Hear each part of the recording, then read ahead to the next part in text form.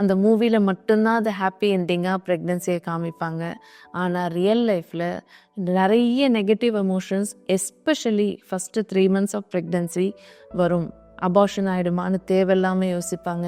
Ectopic ப்ரெக்னென்சியாக இருக்குமா, இது எனக்கு வந்து ஹெல்தி பேபியாக இருக்குமா, குழந்தைக்கு உடல் ஊனம் எதுக்காக இதை பற்றிலாம் யோசிக்கிறீங்க, ஏன் உங்களுக்கு ஏற்கனவே இந்த மாதிரிலாம் ஆயிருக்கான்னு கேட்டால் அது கேன்சர் இருக்காது. பட் நெகட்டிவிட்டி நிறைய இருக்கும்.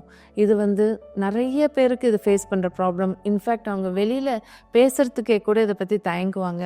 என்னை பற்றி என்ன நினைப்பாங்க, நான் இப்படியெல்லாம் யோசிக்கிறேனே அப்படின்ற அளவுக்கு டிப்ரெஷனில் இருப்பாங்க. Remember, you are not alone.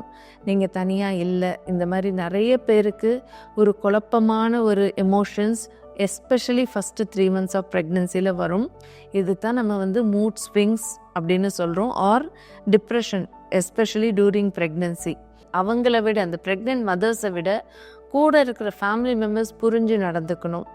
2 விஷயம். கூட இருக்கவங்க வந்து சரி அவள் ப்ரெக்னெண்ட்டாக இருக்கா, அவளுக்கு ஏதோ ஒரு ஹார்மோன் ப்ராப்ளம் போல், சரி ஒரு மாதிரி மூடில் இருக்கான்னு சொல்லி கொஞ்சம் புரிஞ்சுக்கிட்டு அவங்கக்கிட்ட பொறுமையாக நடந்துக்கிறது இம்பார்ட்டண்ட்.